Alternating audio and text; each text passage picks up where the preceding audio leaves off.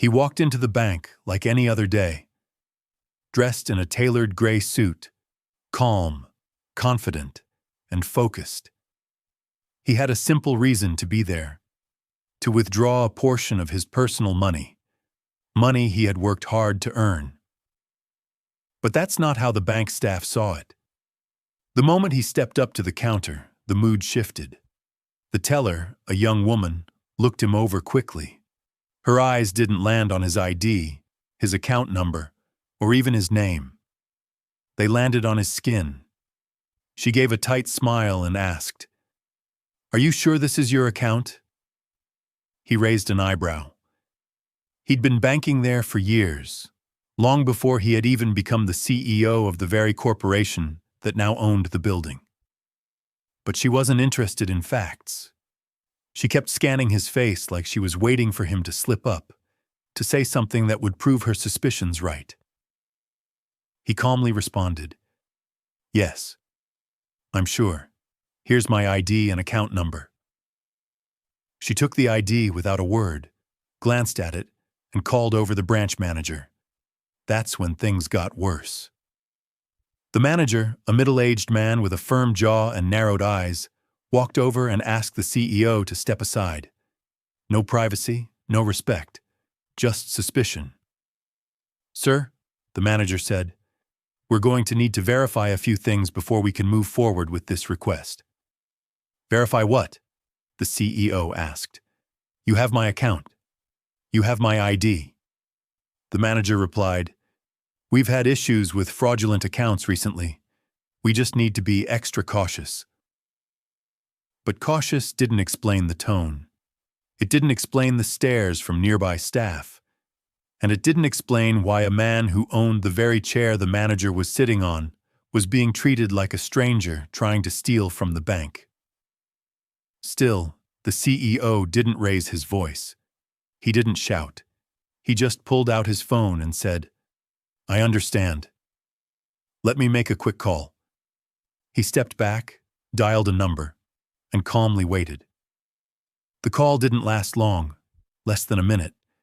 A few words, a pause, then, "Thank you." That's all he said before hanging up. He looked back at the manager, who was already smirking like he had won something. Then the bank phone rang. Not the customer service phone. Not a cell phone. The manager's private desk line. He picked it up with a casual hand, but his face changed the moment he heard the voice on the other end. He straightened his back. His smile vanished. He began nodding, but his words were nowhere to be found. Just a few, "Yes, sir. Understood. Right away."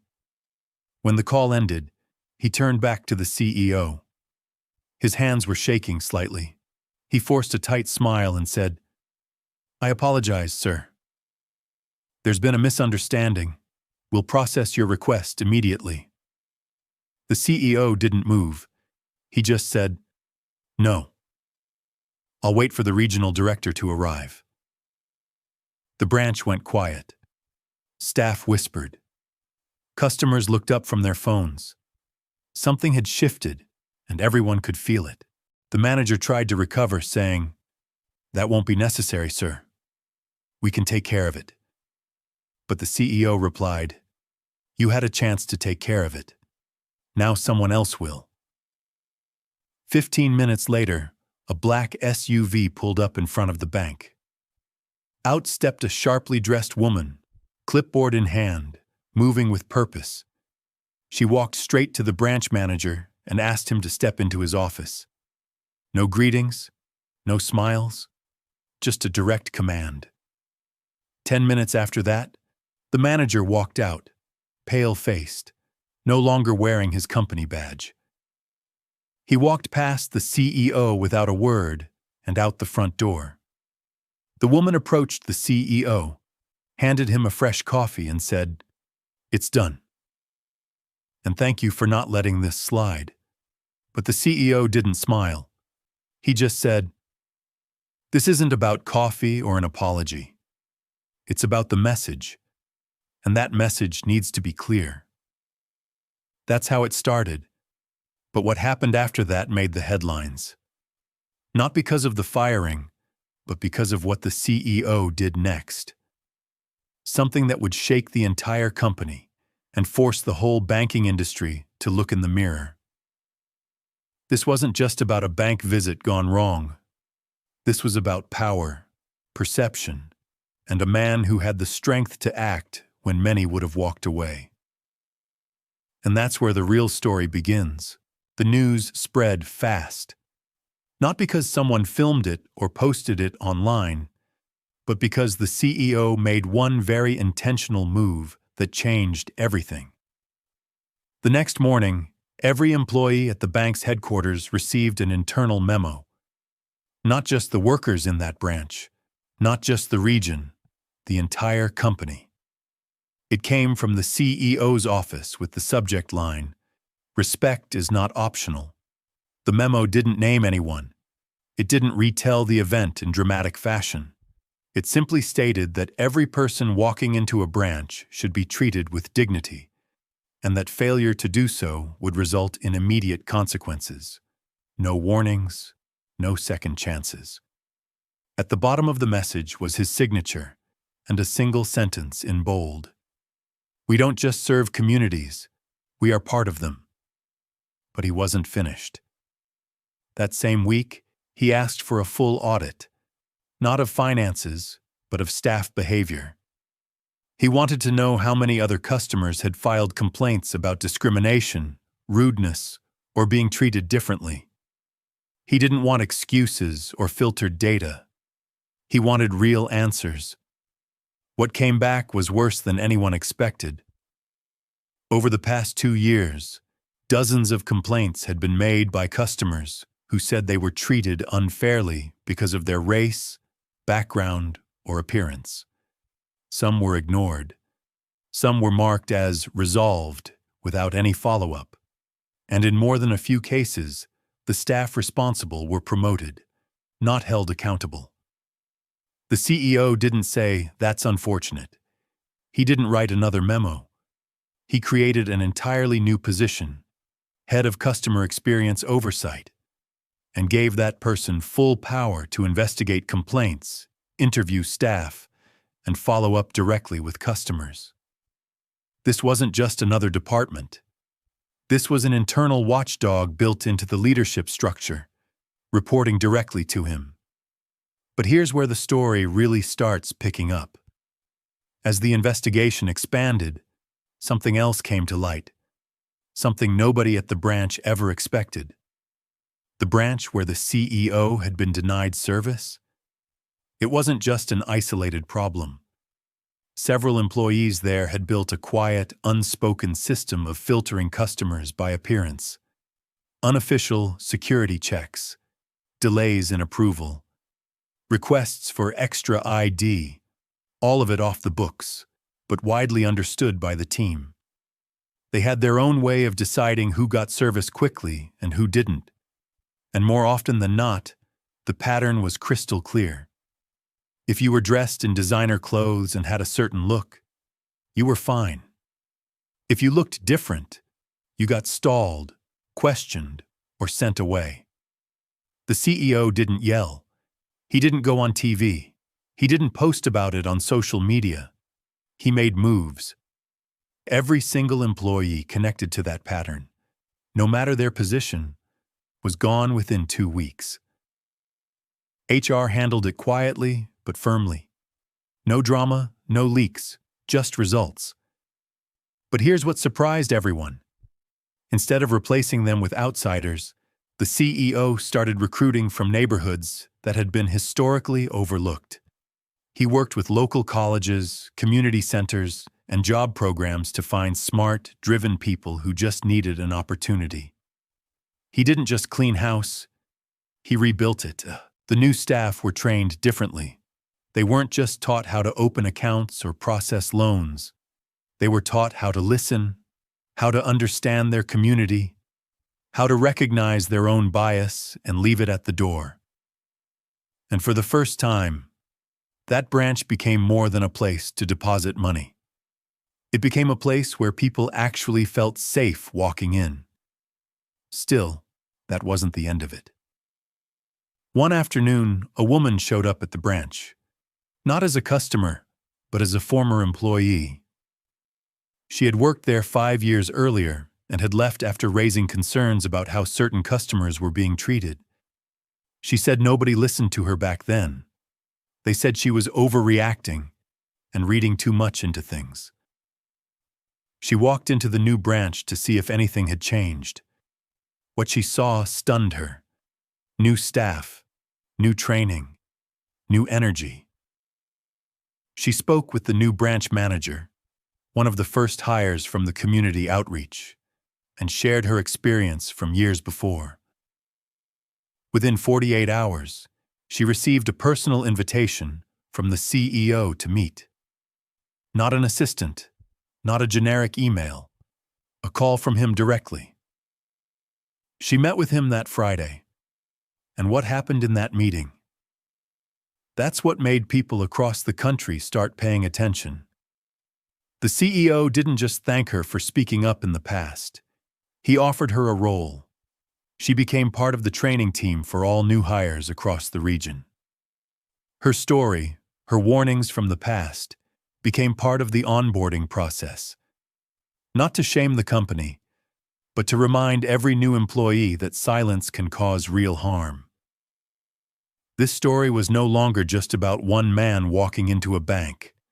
It had become a story about what leadership really looks like. Not statements, not PR campaigns. Real action, real change.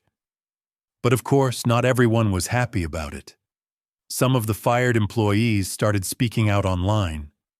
They claimed they were unfairly targeted, that the CEO had gone too far, that things weren't that bad.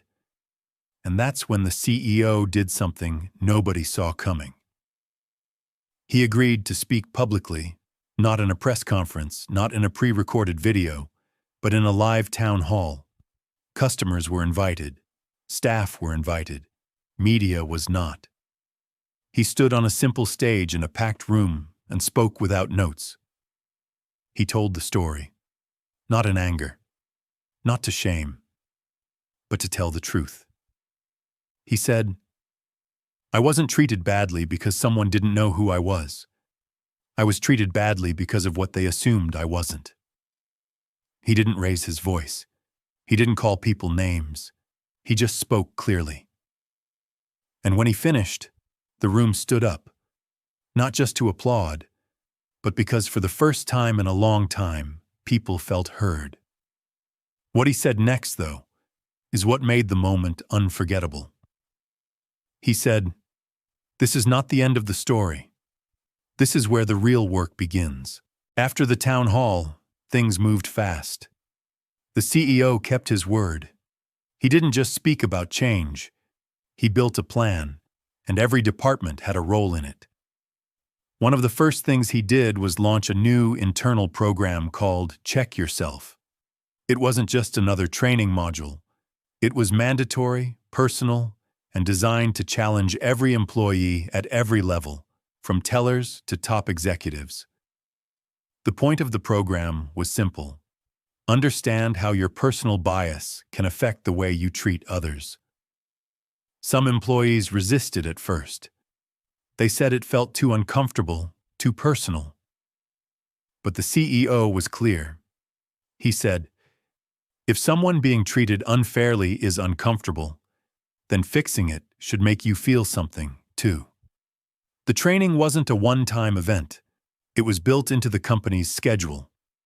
Every 3 months, employees had to review their progress, complete new challenges, and work with a team from outside the company who specialized in equity and fairness.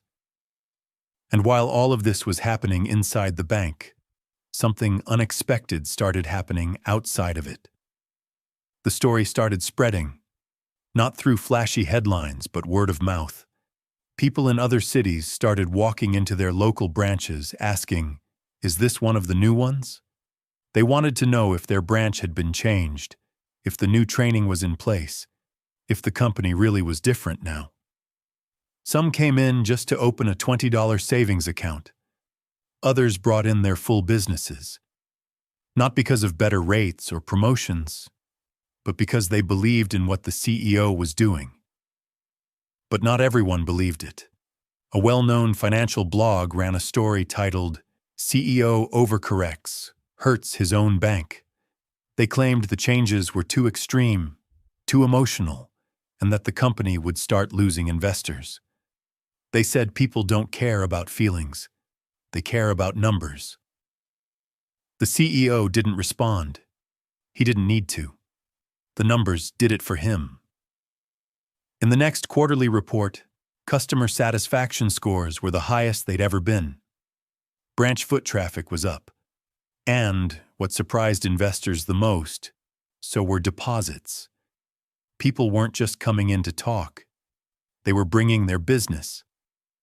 But even with success growing, the CEO stayed focused on what mattered most: fixing the cracks that allowed the problem to exist in the first place. That's when he made another big move. He created a new rule for branch promotions.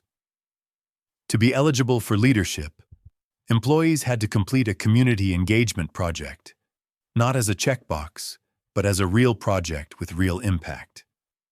They had to work in schools, support local businesses, or help families facing financial barriers. If they didn't complete it, or if they didn't take it seriously, they couldn't move up. No exceptions. The message was clear. Being good at paperwork wasn't enough. Leadership now required empathy. And this change started bringing in a different kind of talent. People who had been passed over at other banks suddenly had a shot here. People who spoke multiple languages, people from immigrant families, people who had once been denied loans themselves. The staff began to reflect the communities they served, and that changed everything. Conversations at the branches sounded different. Customers didn't feel like they were being sized up. They felt like they were being listened to. But behind all the progress, the CEO knew there was one more thing that needed to be addressed: the system that let biased decisions happen without being noticed. So he launched a full rebuild of the bank's internal review process. From now on, any transaction delay, any denied service, any unusual interaction would be flagged automatically if it fell outside the standard protocol. And those cases would be reviewed by a cross-department team, not just a supervisor at the same branch. The new system didn't just look at the what, it looked at the why. If a customer was denied a withdrawal, the team would review not just the request, but the body language, the questions asked, the tone used, and whether the same questions were asked of other customers. For the first time, the company had real accountability, not just paperwork. And then, one day, something happened that brought the story full circle. A customer walked into the same branch where the CEO had been denied service months earlier. This customer didn't wear a suit. He didn't have a high balance. He was quiet, polite, and dressed like someone just coming from a long shift at work. He needed to withdraw $800 for an emergency. A few months earlier, this same request might have been questioned. But now? He was greeted with a smile. The teller confirmed his ID, processed the request, and handed over the cash. No extra questions, no hesitation. The man thanked her, stepped back, and just before walking out, he turned and said, "This place feels different now." The branch manager overheard it. She smiled. That single sentence reached the CEO's desk later that evening, not through a report, not through an email. The teller had written it on a sticky note and left it in the suggestion box because she thought it mattered. And it did. That night, the CEO looked at that note for a long time. He didn't post it. He didn't frame it. He kept it on his desk as a reminder. Change doesn't happen from headlines.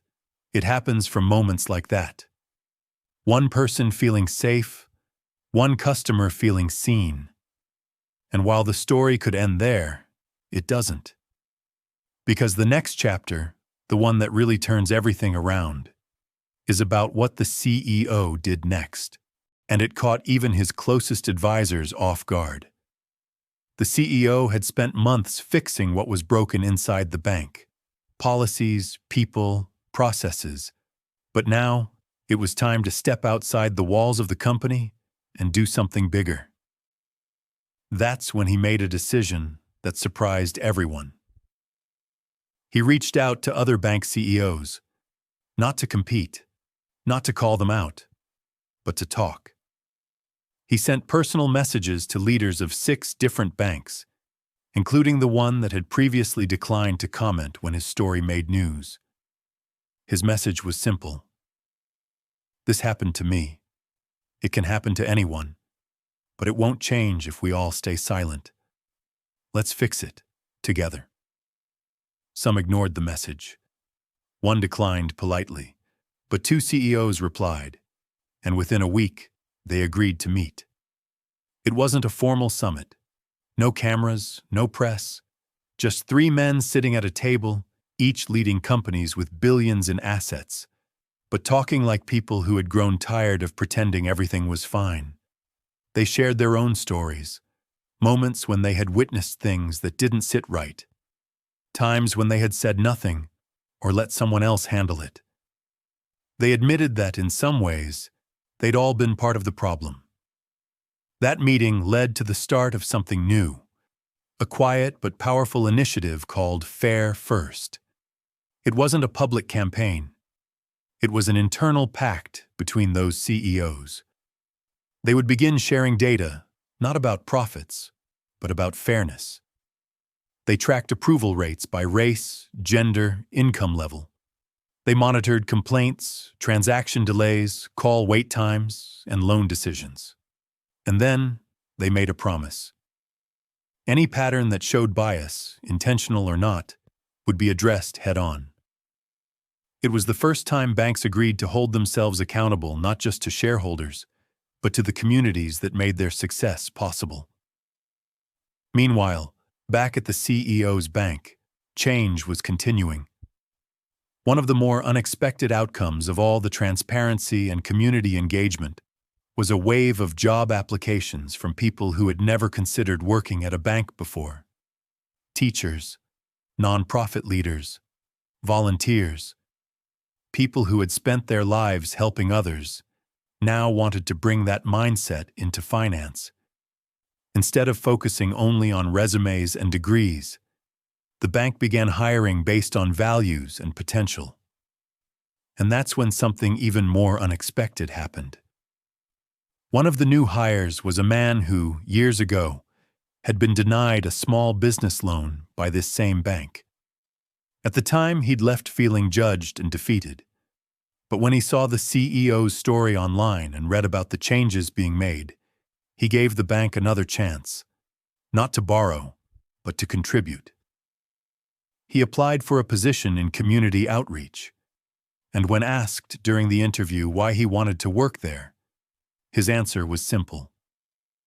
Because I saw the same place that once closed its door to me open its doors to change, and I want to be part of keeping them open. He got the job, and less than a year later, he was leading a pilot program that helped underbanked neighborhoods get access to financial tools many had never used before: mobile banking, savings plans, and affordable credit options. The impact was real and personal.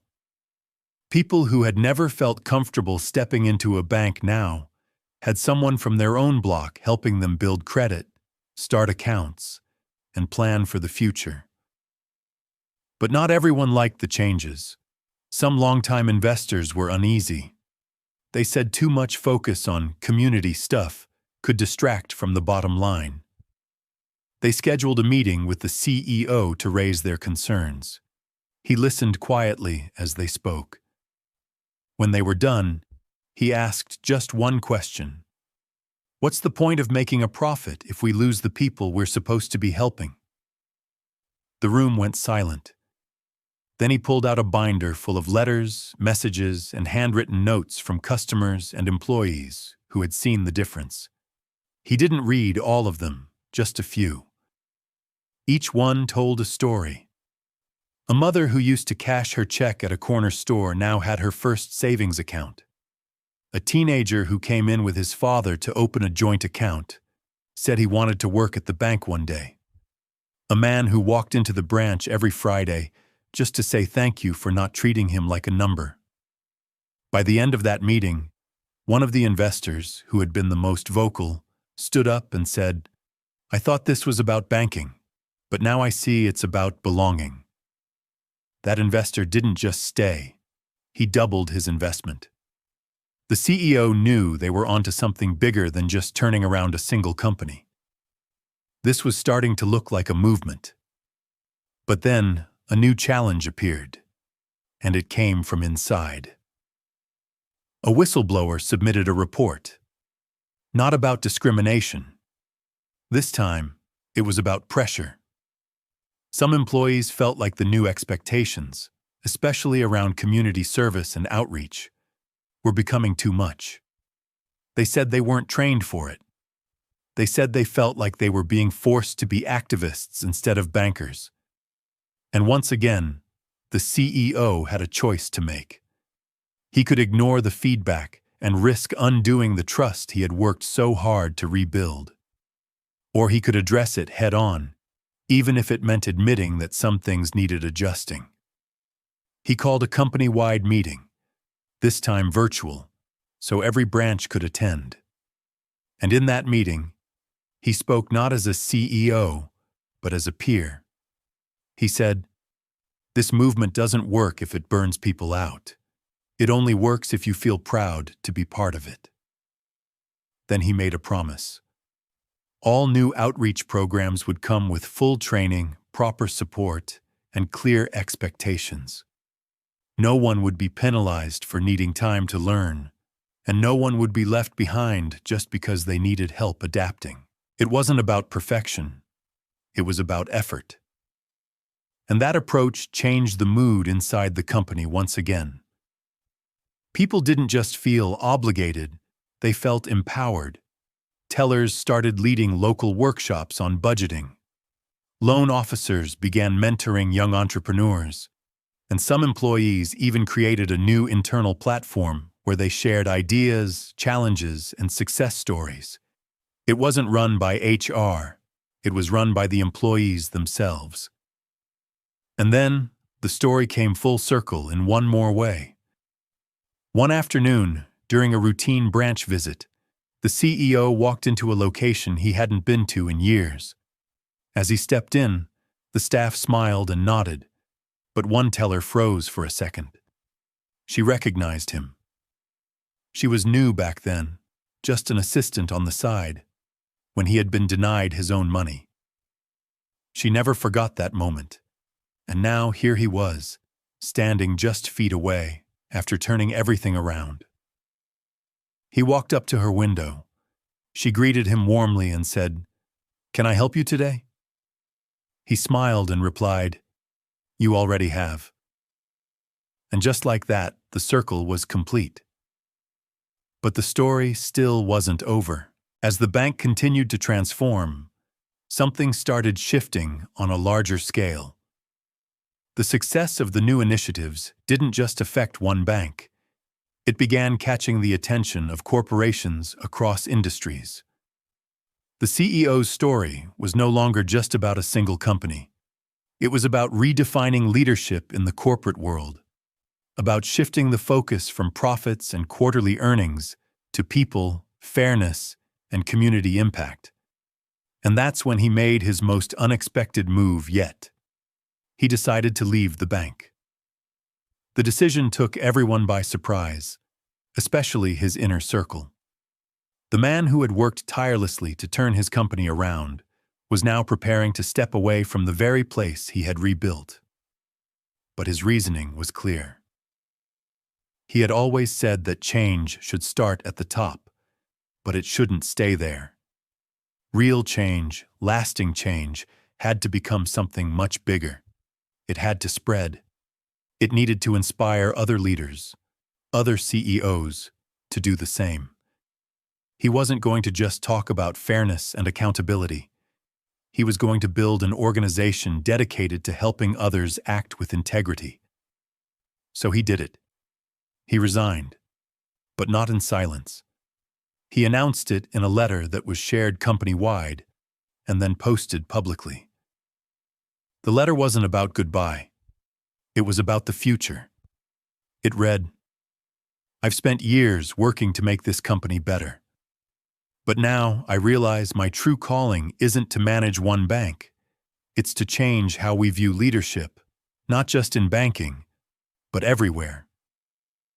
I'm stepping down, not because I've finished my work, but because my next challenge is larger than a single company.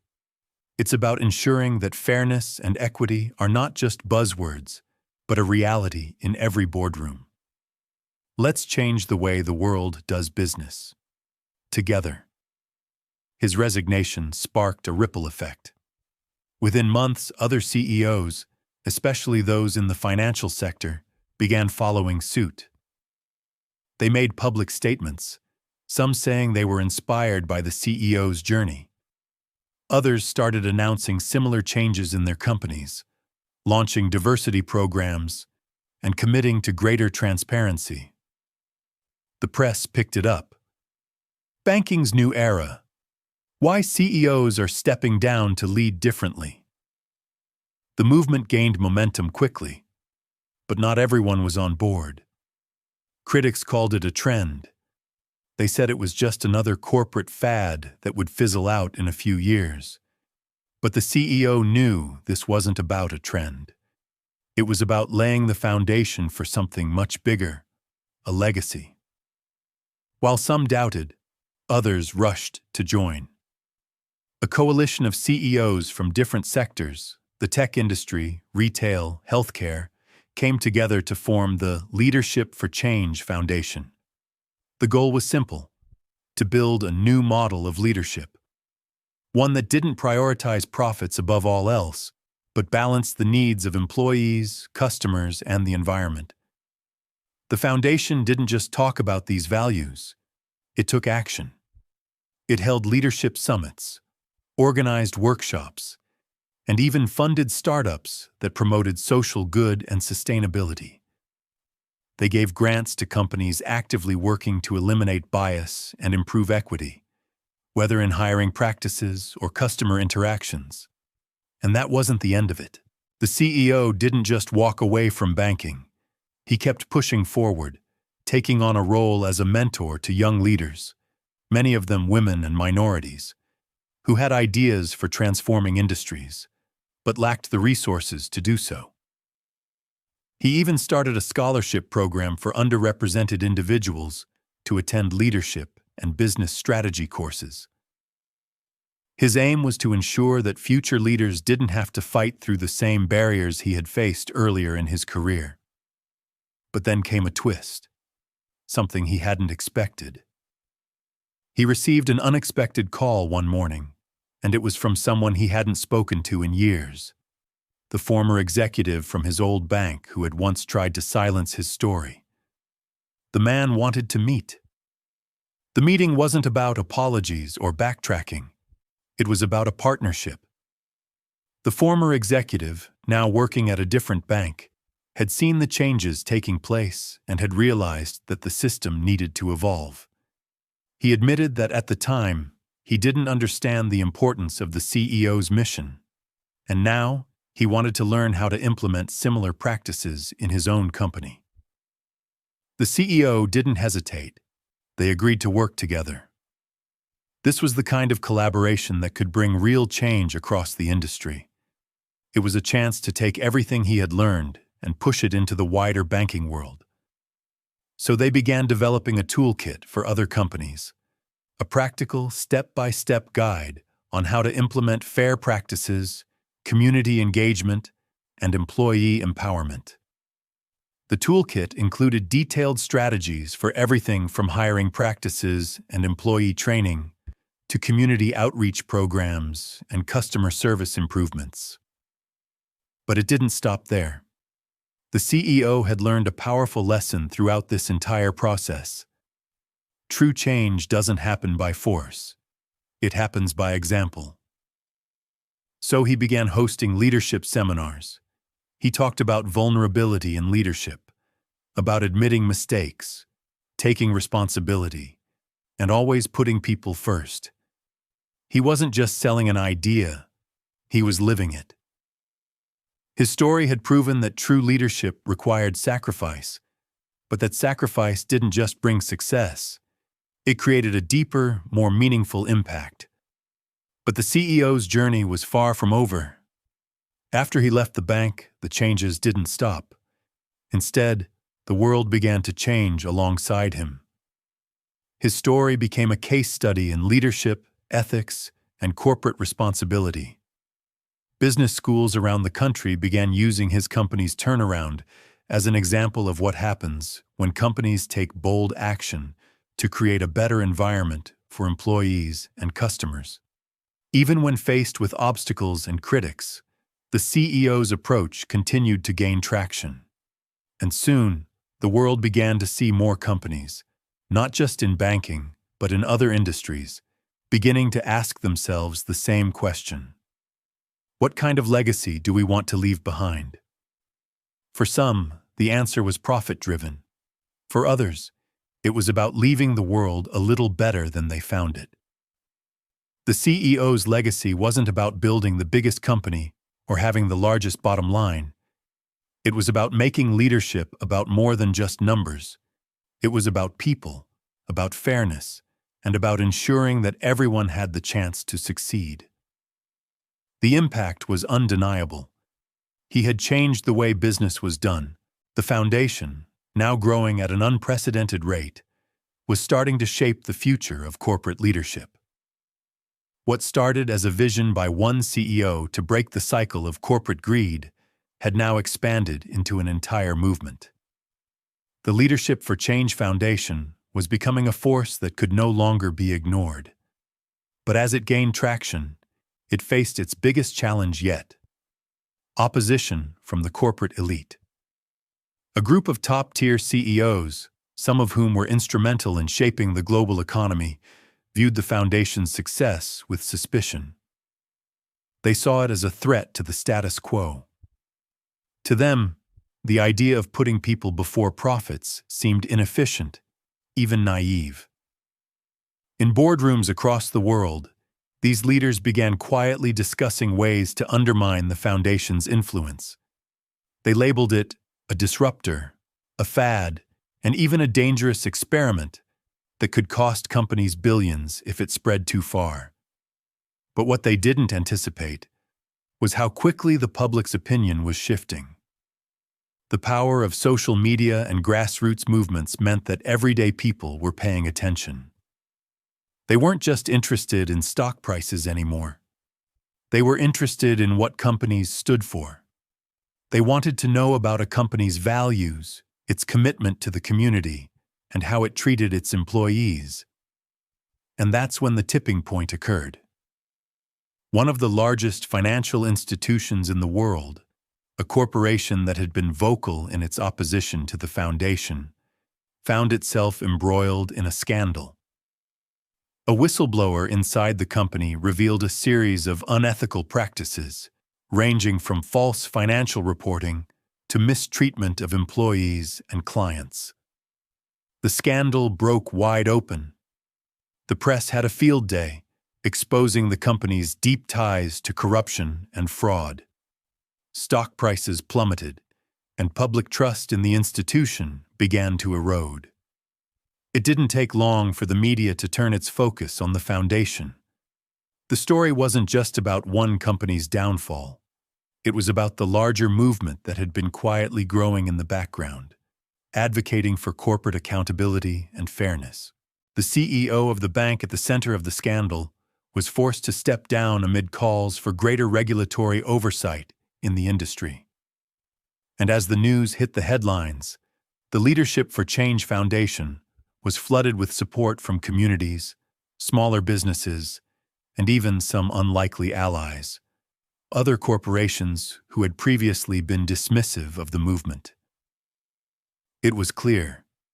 The tide was turning. The foundation didn't just weather the storm, it thrived. It became the catalyst for a wider cultural shift.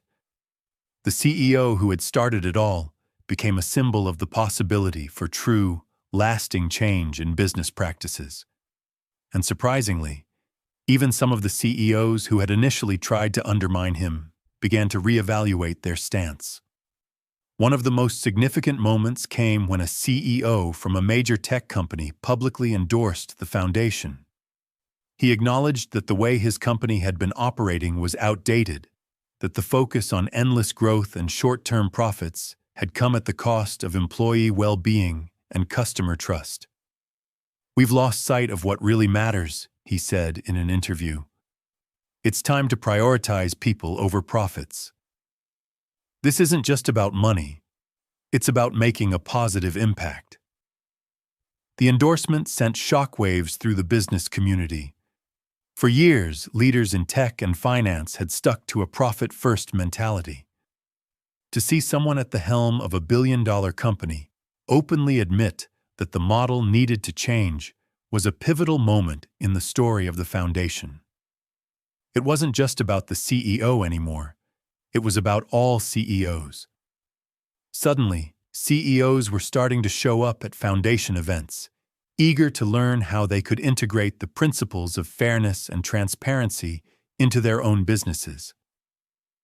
Some even began implementing similar policies within their companies, from paying a living wage to adopting sustainable practices and creating employee wellness programs. And as the movement spread, the CEO who had started it all didn't sit back on his laurels. He knew that real, lasting change required more than just words. It required action. That's when he took another bold step. He partnered with several major universities to create a corporate ethics curriculum, a program that would train the next generation of leaders to prioritize integrity, responsibility, and community over short-term gains.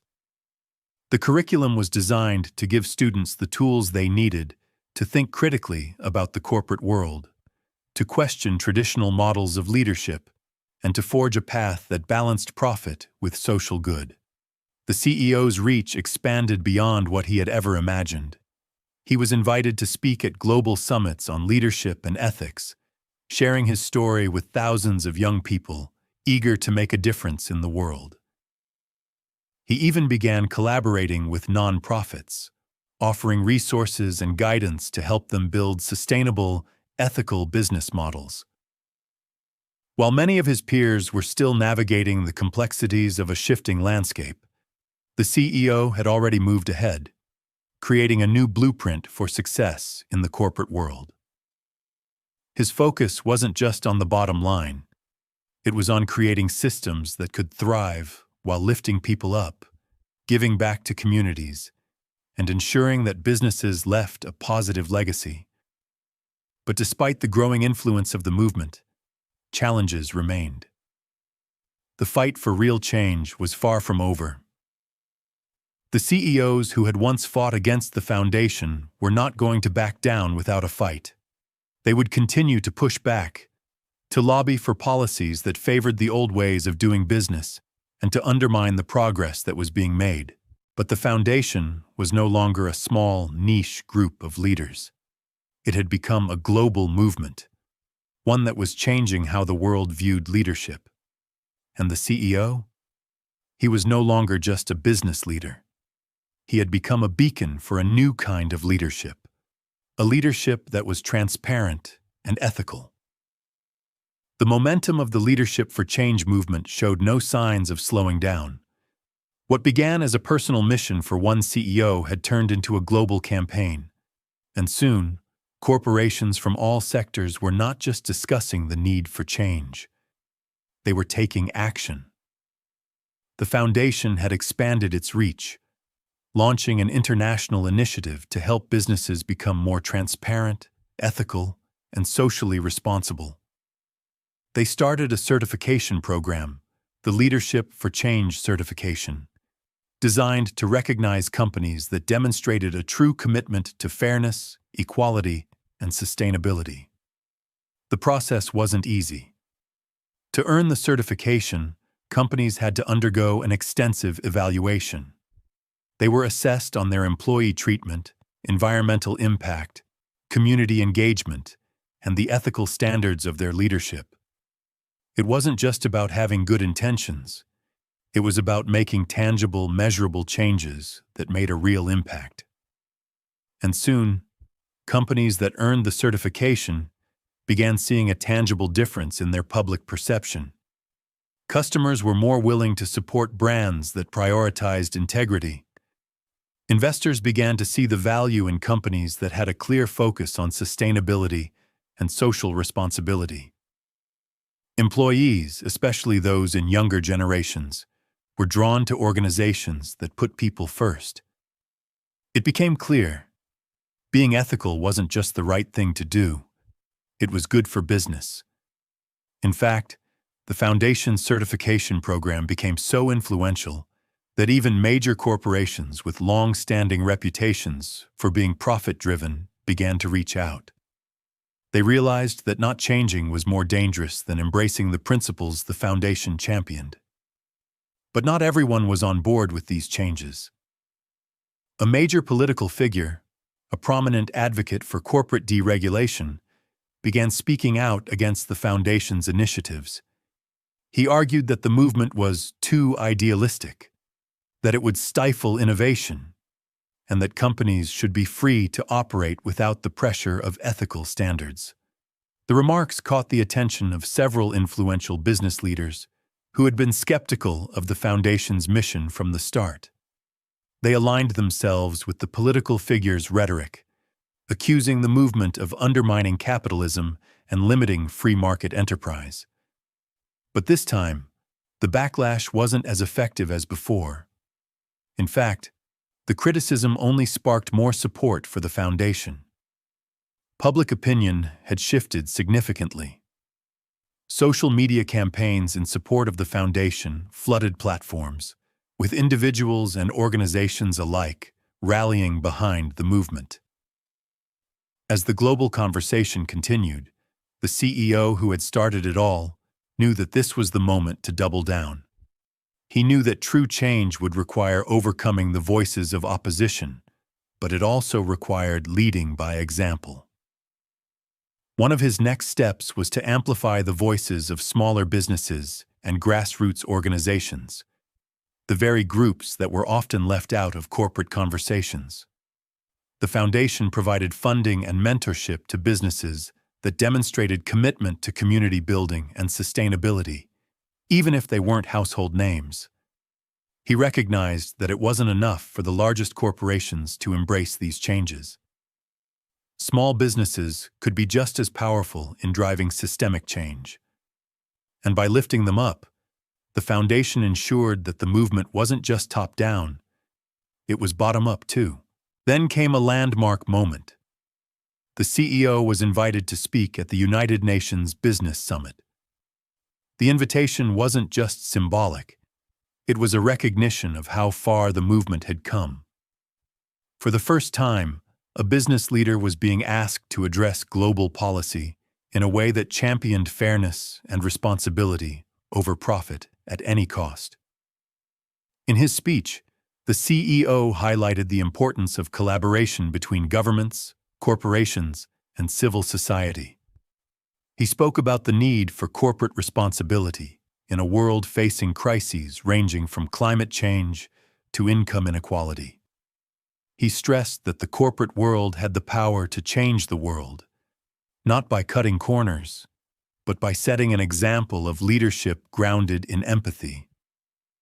His words resonated far beyond the business world. They reached governments, activists, and ordinary citizens. And when the speech concluded, the applause was not just for the CEO, it was for the idea that he represented. But as the global stage grew larger, so did the stakes. It wasn't just about shifting the business world anymore. The Foundation had inspired a movement that was now pressing for systemic change across entire industries. And then came a challenge the CEO had never anticipated. One of the largest financial institutions, the very same one whose scandal had helped fuel the foundation's rise, had been struggling to recover. The pressure of public scrutiny, combined with the shift in corporate culture, was taking a toll. The new leadership, eager to regain its reputation, approached the CEO for guidance. The CEO could have easily declined. After all, this institution had once been one of his biggest critics, but he didn't. Instead, he agreed to meet with them. The conversation that followed was unprecedented. The new leadership admitted that they had failed in the past, but were ready to change. They asked for the CEO's help in reforming the company from the inside out. This wasn't a simple fix. It was a complete overhaul. The CEO knew it would take time, effort, and a commitment from everyone within the organization. But he also knew that if they were truly willing to make the changes, it could send a message to the world that even the largest, most powerful companies could turn things around. And so, together, they began the long road to reform. It wasn't just about improving corporate policies. It was about reshaping the company's entire identity. The bank had to change from the top down, but also from the inside out. It was about creating a culture where employees felt valued, where clients could trust the institution, and where the company had a genuine commitment to making a positive impact. And while this process was far from easy, it became a testament to the CEO's philosophy. Leadership is about transformation, not perfection. It wasn't about being flawless. It was about being willing to learn, to grow, and to evolve. As the months passed, the results began to show. The bank wasn't just gaining back its customers. It was winning back its reputation. Its transformation had become a story of redemption, a story that showed that even the most established institutions could change if they were willing to put in the work. It wasn't a perfect solution, but it was progress. And for the CEO, that was enough. He had achieved what he set out to do. He had helped to change an entire industry. And though the road ahead was still long, he knew that with every step forward, the world was moving closer to a new era of corporate leadership. One where fairness, responsibility, and integrity were no longer optional, but essential. The momentum that had been building around the Leadership for Change movement wasn't slowing down. The Foundation's efforts had ignited something much larger than anyone could have predicted, a global awakening to the idea that business could be a force for good, that companies didn't just have a responsibility to their shareholders, but to the world at large. As the CEO continued to push for positive change within the corporate world, he was met with both support and resistance. The opposition wasn't just coming from the corporate elite anymore. It was seeping into political arenas, with politicians questioning the influence of private enterprises in shaping public policy. But rather than retreating, the CEO doubled down on his vision. He saw that the fight for fairness, ethics, and sustainability wasn't just about changing business practices. It was about shifting the very foundation of society's expectations of corporations. One of the most crucial battles in this phase came when the CEO was invited to testify before a congressional committee. The hearing was focused on corporate tax avoidance and whether large multinational corporations were contributing their fair share to the global economy. This was a significant moment. It wasn't just about policy, it was about ethics. The CEO, now widely regarded as a thought leader on corporate responsibility, stood before the committee and shared his thoughts. "You can't have an economy that works for everyone if only a few benefit," he began, his voice steady but impassioned. "Corporations have been allowed to operate without enough oversight, without enough responsibility to the public good. The days of unchecked power and corporate greed are over. His words were met with mixed reactions. On one side, there were lawmakers and activists applauding his stance, agreeing that the corporate world had taken too much, without giving enough in return. On the other side, there were those who felt that free market capitalism shouldn't be subjected to heavy regulation. They argued that businesses should have the freedom to operate without excessive government intervention. However, the CEO's argument wasn't about more regulation. It was about more responsibility. The real question, he said, is not about how much we tax corporations. It's about what kind of corporate behavior we should encourage. Should we encourage businesses to focus only on maximizing profits, or should we be encouraging them to contribute to the welfare of society? His testimony resonated deeply with many, sparking a conversation about what businesses should stand for in the modern world. It was clear that the Foundation's message was no longer just about one person or one movement. It was part of a larger shift in public consciousness. People were tired of business as usual. They wanted change, and they were beginning to demand it. The hearing marked a pivotal moment for the Foundation. In the months that followed, several pieces of legislation were introduced in various countries, designed to curb corporate tax avoidance and to encourage businesses to adopt more ethical practices. But even as legislative changes started to take shape, the CEO knew that the fight wasn't over. Corporate culture wasn't going to change overnight, and there were still many corporations that were reluctant to embrace the principles of transparency, fairness, and ethical leadership. For them, profits still came first, and they viewed the Foundation's ideals as an unwelcome disruption. That's when the CEO decided to take a more direct approach. He launched a global awareness campaign, partnering with influential figures from various sectors, politics, entertainment, academia, and business, to raise awareness about the need for corporate social responsibility. The campaign was simple. It called on corporations to publicly commit to ethical standards and to pledge a portion of their profits to social causes. The campaign was a game changer. It wasn't about boycotting businesses or demanding corporate concessions. It was about inviting companies to be part of the solution. By offering a platform for businesses to publicly showcase their commitment to social change, the Foundation made it clear that there was no shame in doing the right thing. In fact, there was a growing sense of pride among the companies that stepped forward. One of the first to join the campaign was a major retail chain, known for its low wages and questionable labor practices. The company's CEO, once a vocal critic of the Foundation, now found himself aligning with its mission. After facing internal pressure from employees and external pressure from activists, he made the bold decision to raise wages for his workers, improve working conditions, and contribute to local community projects. The move shocked the business world. For years, this company had been synonymous with cheap labor and cost-cutting. Now, it was becoming a model of corporate responsibility. Other companies soon followed suit, and the tide began to shift in favor of the Foundation's principles.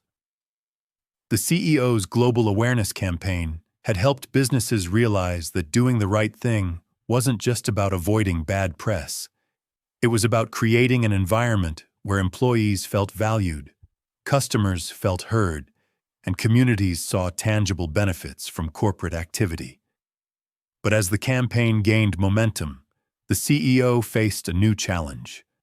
Corporate greed was not easily dismantled.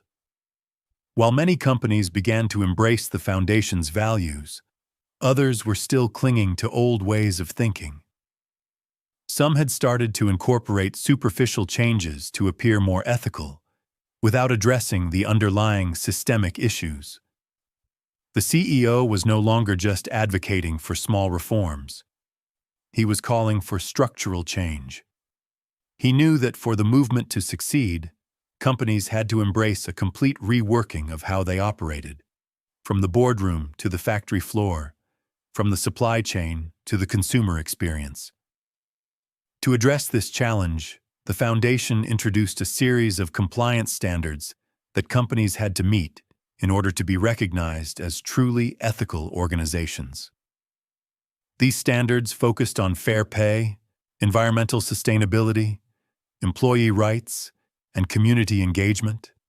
For the first time, businesses were being held to a set of standards that measured not just their profits, but their impact on society as a whole. The Foundation's certification program had evolved into a globally recognized benchmark for businesses that wanted to be seen as ethical leaders. The CEO continued to push forward, knowing that change on a global scale wasn't easy. It was a fight that would require more than just policies. It would require a fundamental shift in how people viewed the role of business in society. And as he stood on the stage at yet another conference, this time speaking to a crowd of young entrepreneurs, he realized that the work he had started was no longer just about one person, one company, or even one movement. It was about building a new way forward for generations to come. The movement for corporate change was gaining unprecedented traction, and the CEO's influence was stronger than ever. What started as a personal fight for justice had transformed into a global movement, reshaping industries and inspiring people from all walks of life to reconsider what business should really be about. However, this was far from the finish line. The hardest battles were still ahead. As the Foundation's reach grew, so did the challenges. The corporate world wasn't ready to give up its entrenched power so easily. A growing resistance emerged, comprised of industry giants and powerful lobby groups that sought to undermine the Foundation's message. They questioned whether it was truly possible for companies to balance profit with social responsibility and whether such an approach would harm the global economy. These voices of dissent were loud and insistent, often using their financial resources to fund campaigns that cast doubt on the efficacy of the Foundation's ideals. They argued that corporate responsibility was a distraction, a trend that would eventually fade away. Some even went so far as to suggest that this push for change was un-American, accusing the Foundation of undermining the free market system that had built the country. The CEO, however, wasn't intimidated. He had faced adversity before, but this was different. These powerful figures were not just trying to silence him, they were trying to discredit an entire vision for the future. They weren't just fighting him, they were fighting a growing movement that was challenging the very core of the capitalist system. The CEO knew he had to act. The Foundation's ethics certification program had gained immense popularity, with more and more companies seeking to earn the Foundation's seal of approval. But that wasn't enough. The Foundation's work had to go deeper, addressing the systemic issues at the heart of corporate greed, exploitation, and environmental destruction. In response to the backlash, the CEO launched what would become one of the most ambitious campaigns in the Foundation's history. He called it the Next Generation of Leadership. The campaign sought to empower young entrepreneurs, social innovators, and business leaders to not just adopt ethical practices, but to build entirely new business models based on sustainability, equity, and integrity. By focusing on the next generation, the CEO aimed to create a future where ethical business was no longer the exception. It was the norm. The campaign was designed to challenge young leaders to think beyond short-term profits and to create companies that were actively working towards solving global issues, from climate change to poverty to economic inequality. The response was overwhelming. Young entrepreneurs from all over the world began to rise up, taking the CEO's message to heart and implementing it in their own startups. They were no longer looking at business as a way to simply make money. They were seeing it as a way to make a positive impact on the world. One of the most promising ventures to come out of this campaign was a renewable energy startup that aimed to revolutionize the way the world produced and consumed energy. The founders of the company, a diverse group of engineers and environmental scientists, were determined to create sustainable energy solutions that could replace fossil fuels and provide affordable power to underserved communities. Their success wasn't just measured by the bottom line. It was measured by how much carbon emissions they had reduced and how many communities they had helped gain access to electricity. This company wasn't just disrupting the energy market. It was changing the way people thought about energy. The company's model was entirely based on the principles of sustainability and social good, and it was working. But the road wasn't without its hurdles. As the next generation of leaders took their places in boardrooms and tech hubs, they faced resistance from established industries that were deeply invested in maintaining the status quo. There were those who would stop at nothing to protect their profits, even if it meant delaying progress on pressing issues like climate change. These corporations fought back, attempting to weaken the influence of the ethical business movement by pushing back against government regulations, lobbying for deregulation, and funding smear campaigns to paint the foundation and its initiatives as a threat to the economy. It was clear. The fight for the future of business wasn't just about reform. It was a battle for the very soul of capitalism. But the CEO refused to back down. With the growing momentum of the youth-led businesses, he knew they had the power to reshape industries. He continued to lead by example, showing that it was possible for businesses to succeed without sacrificing ethics. Every win, every new startup that adopted the foundation's principles, served as proof that change was possible, and it was happening. The CEO didn't just want to change the way businesses operated. He wanted to redefine what success looked like. Profit alone was no longer enough. The true measure of success would be how much businesses contributed to the betterment of society, how they treated their employees, how they treated the planet, and how they treated their customers. As the years passed, the movement gained steam. New business models focused on equitable wealth distribution began to gain traction, and sustainable supply chains became a priority for companies that had once ignored their environmental impact. The shift wasn't just about optics. It was about building a new framework for success that integrated social responsibility into every aspect of business. By now, the CEO had become not just a business leader, but a global icon for ethical leadership. His name was synonymous with the idea that businesses could do well by doing good, and he had influenced the next generation of business leaders to prioritize purpose over profit. But even as he reflected on the incredible success of the foundation and the movement he had started, he knew the fight was far from over. The corporate world was still a long way from fully embracing these changes, and there were powerful forces working against the progress being made. Yet the CEO remained hopeful. He had seen the changes that were possible when people united for a common cause, and he knew that the future of business was in the hands of those who were brave enough to challenge the norms and embrace a new way forward. Years passed, and the impact of the CEO's stand continued to ripple across the business world. The foundation had grown into a global force, with ethical business certification becoming a gold standard. Companies that once focused only on profit were now judged by how they treated people, the planet, and their communities. The CEO, now older but just as sharp, watched proudly as a new generation of leaders embraced values he fought so hard to protect. What began as one humiliating moment in his own bank had sparked a worldwide movement. the former bank manager who denied him service. He had since moved on, publicly admitting his mistake and even volunteering for the foundation's outreach programs, teaching others how bias can blind good judgment. And the bank?